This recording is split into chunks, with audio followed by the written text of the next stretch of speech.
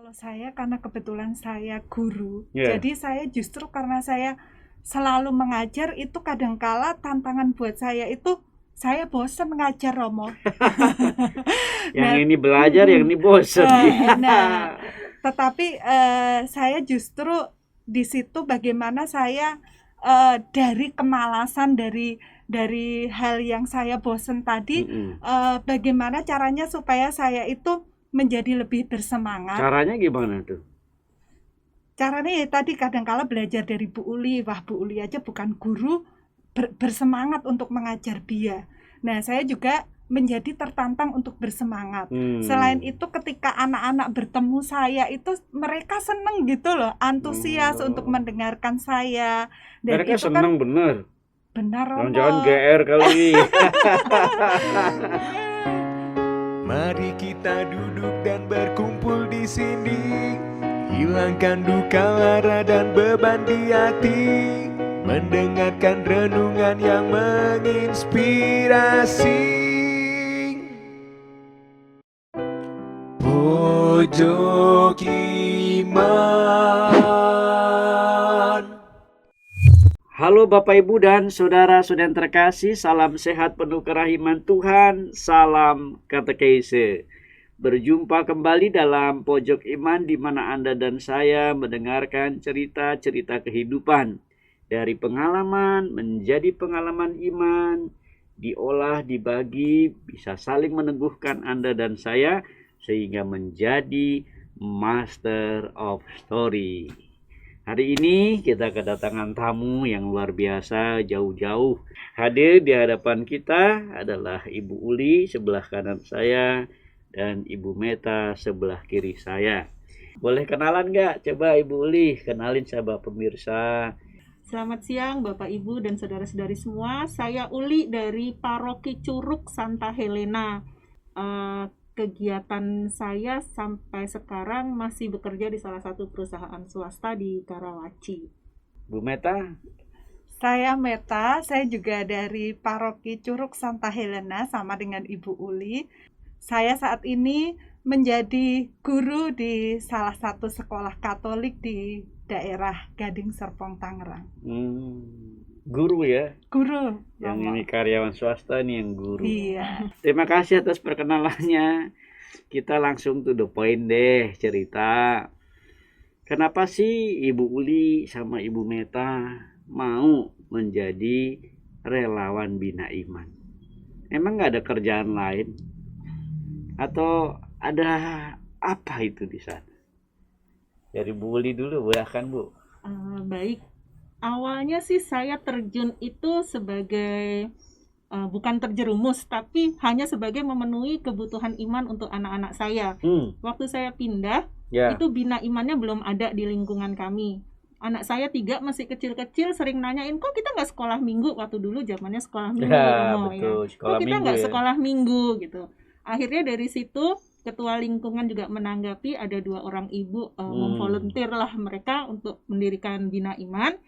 Anak-anak saya ikut, jadi setiap minggu saya antar mereka, dulu 2 minggu sekali Di lingkungan tuh. di lingkungan. Oh, ya. belum paroki ya? Belum di Oh lingkungan. ya. Nah, dari situ saya mulai ngapain, saya kalau cuma nganter aja, disitulah saya mulai tergerak untuk ikut melibatkan diri.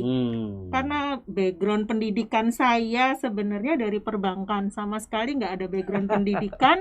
Jadi saya juga bingung saya bisa bantunya di apa, tapi saya ingin ikut terlibat supaya saya bisa membimbing iman anak-anak saya. Perbankan tuh ya. Iya, Apa latar belakangnya ya? iya, Untuk latar belakang. pelayanan ya. Justru itu ngitungin uang orang, tapi kok saya mau melayani dengan kitab suci, itu sesuatu tantangan buat saya. Tapi Yudas Iskariot juga ikut Yesus. Ya itu Romo, dorongan saya untuk Oke. melayani. Jadi Nah, ada ya dorongan melayani ya. iya. Terus? Lalu saya belajar, kebetulan di Paroki Curug itu seringkali diadakan pembinaan untuk para pembina iman. Itu tidak melulu seorang guru harus menjadi pelayan di situ. Saya ikut dulu ada 8 kali pertemuan. Itu saya ikut pertama kalinya di situ, dan di situ saya mulai tertarik, dan setiap kali ada pelatihan-pelatihan baik dekenat atau di tingkat KAJ, saya selalu ikut.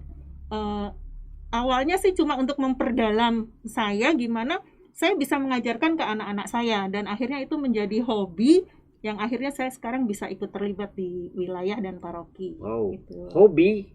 Ya, akhirnya menjadi hobi dan menjadi panggilan saya untuk melayani. Puji Tuhan. Ini awalnya dari keprihatinan yang sedemikian yang nggak ada, Ya, akhirnya sekarang ada dong di lingkungan, di wilayah sekarang. di wilayah ya. Iya, Paroki juga. paroki ada. Gitu. Dan situ mau nggak mau terjun ya. Iya, Wah, jadi puji tertarik Tuhan. dong. Tertarik ya. Itu Ibu Uli, hebat luar biasa. Coba Bu Meta. Kalau Kenapa? saya sebenarnya itu saya sudah mengajar Bina Iman Anak itu sejak saya SMA. Kebetulan saya kan di SMA Vanlit itu kan memang mendapat Oh, lulusan Vanlit. Muntilan mendapat tugas untuk mengajar Bina Iman Anak. Jadi wajib waktu itu. Jadi dari SMA saya sudah terbiasa mengajar Bina Iman Anak. Selanjutnya terus lulus SMA itu masih lanjut di Mudika. Kemudian saya merantau ke Tangerang itu awal-awal juga mengalami kerinduan. Kok di sini nggak ada kegiatan seperti itu, belum terlibat untuk ke gereja. Kemudian ketika sudah menikah, kebetulan tinggal di wilayah Legok itu awal-awal sebenarnya sebelum Bu Uli datang itu saya sudah mengajar beberapa anak, tapi terus mati karena nggak ada pendukungnya, nggak ada temennya, yang itu cuma saya sendiri. Akhirnya terus vakum lama. Kemudian ketika Bu Uli ini hadir di Legok, kembali mengajak saya untuk menggiatkan kembali Bina Iman Anak. Dan kebetulan waktu itu saya juga mulai punya anak, jadi kan kebutuhan untuk iman anak saya juga mulai ada. Jadi saya juga terus ikut terlibat di dalam Bina Iman. Kemudian waktu itu saya mengajar biasa. Selanjutnya saya ketika anak ketiga saya itu kebetulan lahirnya itu prematur, Romo. Waktu itu lahir dia hanya 1380 gram. Dan dia waktu itu sempat berhenti bernapas, bahkan divonis oleh dokter bahkan harus operasi jantung. Tetapi melalui doa-doa saya sama Tuhan, dia bisa tumbuh sehat. Makanya sebagai wujud syukur saya akhirnya bersedia untuk menjadi koordinator BIA di wilayah saya dan juga melayani BIA sampai saat ini. Waduh. Jadi motivasi si dua-duanya ini karena situasi, kondisi gitu ya. Tapi menarik juga itu karena kebutuhan juga ya. Dan yang terakhir sebagai wujud syukur. Motivasi itu punya tantangan-tantangan nggak kira-kira dalam perjalanan Bu Uli? Ada sih, Romo ya. Pembina yang sekarang ada, sebelum-sebelumnya kami selalu rekrut, tawarkan siapa yang mau. Nah, itu semua guru. Hanya dua saya dan ada satu ibu lagi, itu backgroundnya sama sekali bukan pengajar, bukan guru. Itu tantangan buat saya. Mereka mungkin mengajar sudah terbiasa bergaul dengan anak-anak dengan gaya mengajar seperti ini itu, sedangkan saya orang yang selalu duduk di belakang meja dengan data-data, pasti tentunya akan lebih kaku. Itu tantangan saya. Saya terus terang tidak pandai untuk mengajar. Untuk menyiasati itu, saya biasanya menggunakan dengan alat peraga, di mana saya tidak harus melulu ngomong, tapi dengan alat peraga itu anak tertarik untuk mendengarkan saya. Jadi saya selalu siapkan alat peraga seperti itu, dan saya lebih senang mengajar kelas kecil karena alat peraga itu akan menarik mereka gitu untuk mendengarkan kitab suci. Kelas kecil itu berberapa aja ya? Biasanya prasekolah sampai anak sebelum komuni itu. Prasekolah sampai sebelum komuni. Iya. Campur gitu. Kita campur, tapi nanti untuk aktivitas kita bedakan gitu. Nah, lalu saya sendiri orangnya memang suka menari. Jadi setelah menjelaskan kitab suci dengan alat peraga, saya biasanya akan bernyanyi dan sambil menari. Jadi saya mencoba menggali apa sih yang saya bisa berikan gitu dengan segala kekurangan saya, dan saya menemukan kalau ngajar ya saya memang harus alat peraga, tapi kalau dengan menyanyi dan gerak dan lagu saya akan lebih lihai di situ. Jadi disitulah saya mulai memakai cara-cara saya untuk memasukkan firman Tuhan baik dengan lagu atau alat peraga kepada anak-anak. Itu tantangan terberat sebenarnya. Sampai sekarang pun saya sering malu kalau ngajar itu karena saya nggak pandai untuk menjelaskan dengan gaya seorang guru. Tapi saya akhirnya bisa menemukan cara menjelaskan dengan cara saya. Itu berapa lama itu? Ya saya sih sampai sekarang mungkin kita udah sekitar 11 tahunan ya. 11 ya, waktu Iya. proses belajar itu. Kita belajar terus karena saya senang sekali ikut pelatihan-pelatihan itu, disitulah saya menemukan. Jadi mungkin sekitar 3-4 tahun saya baru menemukan, oh saya tuh gayanya seperti ini memang harusnya. Jadi disitulah saya akhirnya rajin membuat ide-ide kreativitas itu, Romo. Siap, waduh. Akhirnya tertantang ya. Iya, Dan betul. tantangan ini malah menambah saya untuk belajar. Dan akhirnya lama-lama ya bisa juga. Iya. Ya kan? Dan inilah memang sebetulnya bisa menjadi inspirasi untuk para ibu-ibu juga ya. Iya. Bukan keahlian juga sebetulnya. Dari dorongan motivasi itu pertama-tama ya. Iya. Bu Meta sama juga tantangannya. Kalau saya karena kebetulan saya guru, Iya. jadi saya justru karena saya selalu mengajar itu kadangkala tantangan buat saya itu saya bosen ngajar, Romo. Yang Nah, ini belajar, yang ini bosen. nah, tetapi saya justru di situ bagaimana saya dari kemalasan dari hal yang saya bosen tadi, bagaimana caranya supaya saya itu menjadi lebih bersemangat. Caranya gimana tuh? Caranya ya tadi kadangkala belajar dari Bu Uli. Wah, Bu Uli aja bukan guru, bersemangat untuk mengajar dia. Nah, saya juga menjadi tertantang untuk bersemangat. Selain itu ketika anak-anak bertemu saya itu mereka seneng gitu loh, antusias untuk mendengarkan saya. Dan Mereka itu senang bener. benar, Romo. Jangan GR kali. Nyatanya mereka ini senang ya? saat pandemi mereka menanti-nantikan untuk biar, Romo. Oh iya bener ya. Ya, jadi tadi itu membuat antusiasme anak-anak itu membuat kita bersemangat untuk melayani. Walaupun kadangkala waktunya juga sudah terbentur, Sabtu juga kadangkala ada kegiatan dari sekolah, tapi Sabtu sore harus menyempatkan diri untuk mengajar Bia. Belum lagi kan mempersiapkan pembelajaran di sekolah juga, mempersiapkan pembelajaran Bia juga. Tetapi justru dari waktu yang sedikit itu bagaimana saya bisa tetap melayani Tuhan dengan kekurangan tadi, kekurangan waktu, tetapi tetap saya persembahkan untuk Tuhan. Waduh, tantangannya gitu ya, mulai dari males-malesan. Iya. Ternyata sekarang waktu, ya kan. Tapi ya itulah ya, jadi pelayanan makin hari makin tumbuh berkembang. Iya. Dan sekarang tenaga pengajarnya banyak nggak kira-kira? Banyak, Romo. Dari berapa jadi berapa? Awalnya kami cuma berdua ya, berdua terus Berdua ada ini nih, iya. founding fathers dong ya. Ya, lalu ada boleh dibilang yang pemegang pertama itu untuk mengajar itu Bu Yuni dan ibu saya. Lama-lama karena kita udah cukup bisa membantu, mulai mengurangi jam mereka. Nah, terus sambil berjalan biasanya kita membujuk. Pertama memang guru-guru yang sasaran utama kita. Lalu kita bujuk. Guru-guru dibujuk. Iya, karena dibujuk.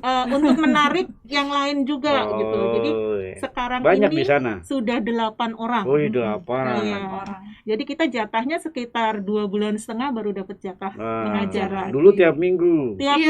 minggu. Waduh, tapi kan jadi menantang dong. Iya. Iya.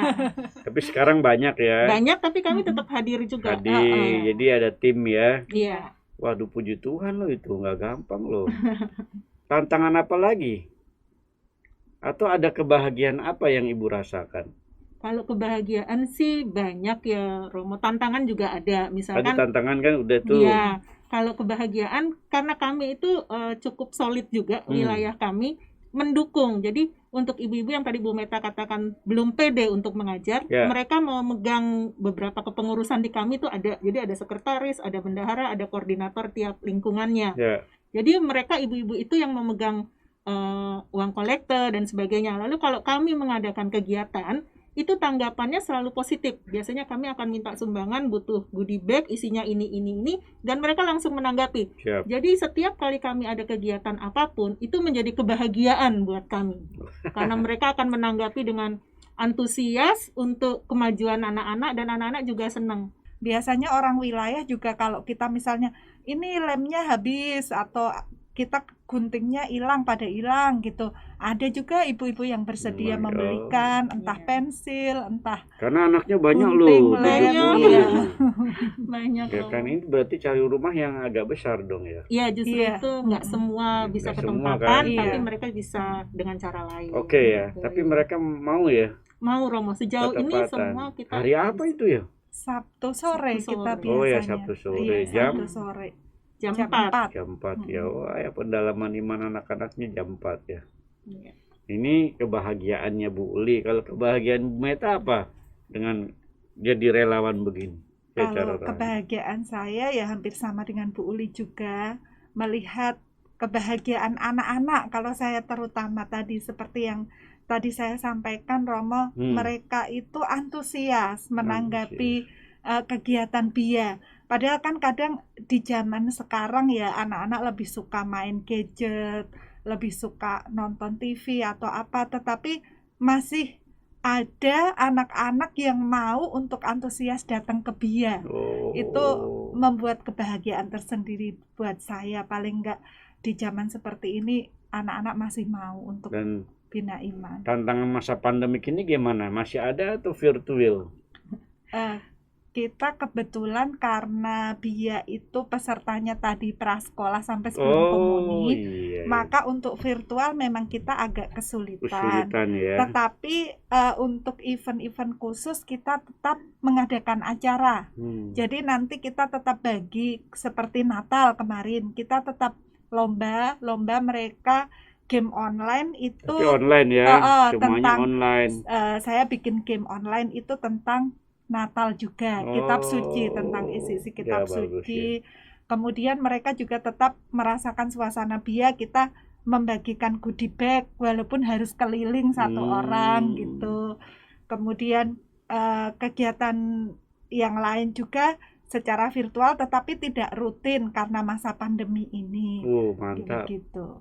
Pastornya tahu juga? Tahu Romo. Kadang datang juga?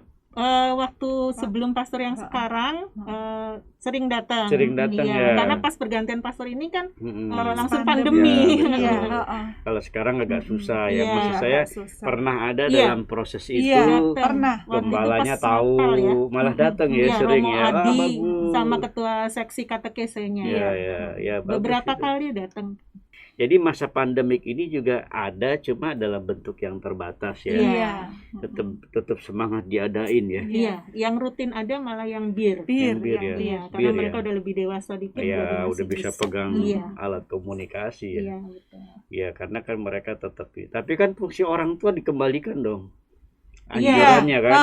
Akhirnya mungkin bisa kreatif juga guru-gurunya ngajarin ini bahannya untuk ini supaya orang tua ngajar gitu. Sejauh ini sih orang tua terlibat juga. Ya. Kami kan ada misa online di paroki Romo. Kan itu biasanya ada tugas wilayah dia, wilayah ini, wilayah ini. Jadi kalau kami misalkan tugas skor, jadi orang tuanya kita suruh ajarin, lagunya kita kirim, direkam suaranya Bu Meta dikirim. Jadi orang tua yang ngajarin nanti udah dikirim ke kami. Gitu ya. Iya. Mantap. Good ya.